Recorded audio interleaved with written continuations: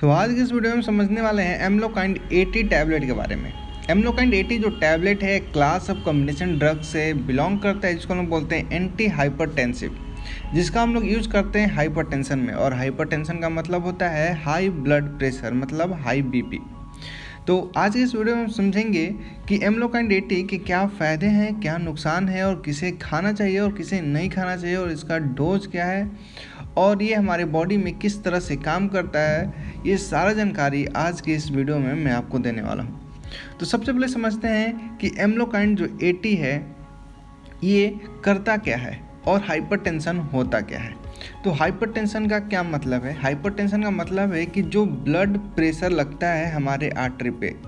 आपको पता है कि आर्टरी के थ्रू ब्लड फ्लो करता है, तो जब ब्लड आर्टरी के वॉल पे जब प्रेशर लगाता है फ्लो करने के लिए, तो उससे जो प्रेशर जनरेट होता है उसे हम लोग बोलते हैं high blood pressure on the artery wall, जिसको हम लोग बोलते हैं बीपी। ये होता है ब्लड प्रेशर। अब इससे क्या होता है कि जितना वाल पे प्रेशर लगेगा आर्टरी के वाल पे, वो क्या करेगा, वो ब्लड वेसल को डैमेज कर देता है, जिससे हार्ट डिजीज़ हो जाता है, हार्ट स्ट्रोक हो जाता है, किडनी डिजीज़ हो जाता है, और भी कई सारे प्रॉब्लम होते रहती हैं। तो ये एम्लोकाइंड 80 इस सारे प्रॉब्लम से हमें बचाता है। और किस तरह से बचाता है ये समझते हैं। एम्लोकाइंड 80 जो टैबलेट है इसमें दो तरह कॉम्बिनेशन देखने को मिलता है। एक को बोलते हैं हम लोग एम्लोडिपिन और एक को बोलते हैं एटेनोल। अब एम्लोडिपिन को हम लोग बोलते हैं कैल्शियम चैनल ब्लॉकर, और जो एटेनोल है वो होता है बीटा ब्लॉकर। तो वन बाय वन दोनों के काम को समझते हैं और ये किस तरह से हमें हार्ट से रिलेटेड प्रॉब्लम से बचाता है ये भी समझेंगे। जैसा कि आप देख रहे हैं कि जो एम्लोडिपिन होता है ये एक तरह कैल्शियम चैनल ब्लॉकर है। अब ये कैसे काम करता है ये समझते हैं।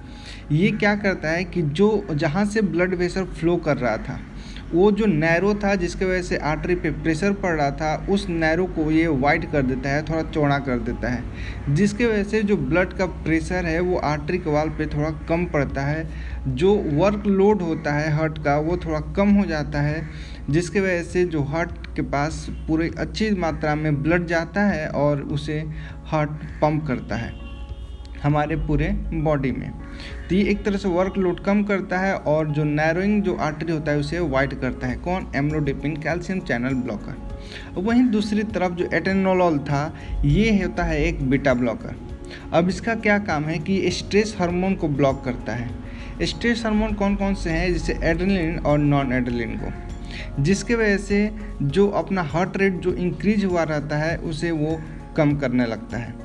स्ट्रेस की वजह से अपना हार्ट रेट जो होता है वो इंक्रीज हो जाता है। तो जो बीटा ब्लॉकर होता है वो हार्ट रेट को डिक्रीज करता है by blocking of adrenaline and epinephrine, जिसकी वजह से जो ब्लड प्रेशर जो राइज हुआ रहता है वो कम होने लगता है और हार्ट अटैक और स्ट्रोक और हार्ट फेलियर का जो चांस है वो रिड्यूस हो जाता है।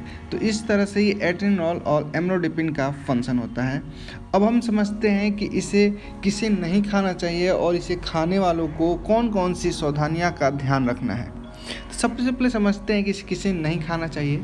जैसे कि कोई फीमेल प्रेग्नेंट है या प्लानिंग कर रही है प्रेग्नेंट होने का तो उसे नहीं खाना चाहिए। ब्रेस्ट फीडिंग करा रही है तो उन्हें भी नहीं खाना चाहिए। किसी वजह कोई लिवर डिजीज है या हार्ट डिजीज है या हार्ट फेलियर का कोई प्रॉब्लम था हिस्ट्री में कभी पहले, तो इस सब पेशेंट को ये दवा नहीं खाना चाहिए। और खाना भी चाहिए तो आप अपने डॉक्टर से संपर्क जरूर करें।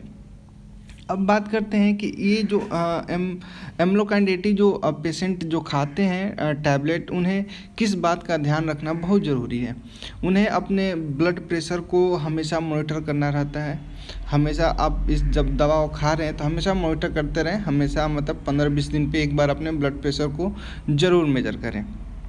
इसे आप सडनली स्टॉप नहीं करें, आप अपने डॉक्टर से संपर्क जरूर करें। अचानक से ये नहीं कि 2 महीने लगातार खाएं फिर अचानक से छोड़ दिए, ऐसा नहीं करना है। और जब आप इस टैबलेट को खा रहे हैं तो उस समय आप भरपूर मात्रा में पानी पिएं। पानी बहुत ज़रूरी है इस टैबलेट के साथ, जिससे जो साइड इफ़ेक्ट है वो मिनिमाइज हो जाता है। तो अब बात करते हैं साइड इफ़ेक्ट का। तो साइड इफ़ेक्ट इससे क्या हो सकता है? नोजिया होता है, एंकल स्वेलिंग होता है, पल्पेशन होता है, फ्लशिंग होता है, स्लीपनेस होता है, ज़्यादा नींद आती है, हेडेक भी होने लगता है किसी किसी पेशेंट को, कोल्ड स्ट्रीम लगने लगता है, जो हार्ट रेट है वो स्लो हो जाता है, एडिमा स्वेलिंग जैसा सिम्टम भी देखने को मिला है, कॉन्स्टिपेशन और थकान जैसा भी सिम्टम किसी किसी पेशेंट में देखने को मिला है। तो ये सारा जानकारी था एमलोकाइंड 80 के बारे में। अब जो एमलोकाइंड 80 खाते हैं उन्हें अपने लाइफ स्टाइल में किस तरह से चेंजिंग करना है, जिसके वजह से उनका 5 मिलीग्राम जो बीपी होता है वो लाइफ स्टाइल की वजह से चेंज हो जाएगा, ठीक हो जाता है। तो उस पर ध्यान देते हैं थोड़ा सा। आपने जो वेट है, वेट को कंट्रोल करना है। इसे BMI होना चाहिए 19.5 टू 24.9। यदि ये BMI आपका है तो आपका जो बीपी है वो कंट्रोल रहता है। और फिजिकल एक्टिविटी और एक्सरसाइज आपको रोज़ कम से कम 10 मिनट करना है, जिसकी वजह से भी काफ़ी बीपी पे इफ़ेक्ट पड़ता है। आपको जैसे मैंने बताया है कि आपको ब्लड प्रेशर को मॉनिटर हमेशा करते रहना है। और ऑप्टिमम डाइट रिच में आपको whole grain, fruits, vegetables, low fat dietary product ये सब आपको खाना है। स्मोकिंग नहीं करना है, स्ट्रेस नहीं लेना है आपको लंबे समय तक। उसके बाद आपको ओमेगा 3 फैटी एसिड का भी आप यूज कर सकते हैं।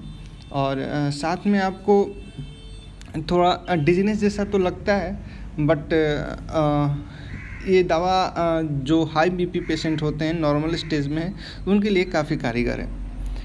और एक चीज़ और आपको बता दूं जो बहुत ज़्यादा इंपॉर्टेंट है, जो आइडियल बीपी होता है वो होता है 120 टू 80, मतलब 120/80 ये आइडियल बीपी माना जाता है। तो ये सारा जानकारी था एमलोकाइंड 80 के बारे में। और किस बीमारी के बारे में और किस मेडिसिन के बारे में आप जानना चाहते हैं, आप कमेंट सेक्शन में अपना सजेशन ज़रूर दें। और बात जहाँ तक है डोज की, तो डोज ये प्रिस्क्राइब करते हैं डॉक्टर कि आपका बीपी किस तरह से है, कैसा है, उस हिसाब से डोज को एडजस्ट किया जाता है। तो इसीलिए मैं डोज बताना ज़्यादा उचित नहीं समझा। तो तब तक के लिए धन्यवाद। फिर मिलते हैं हम आपसे नेक्स्ट वीडियो में एक नई मेडिसिन और एक नई बीमारी के साथ।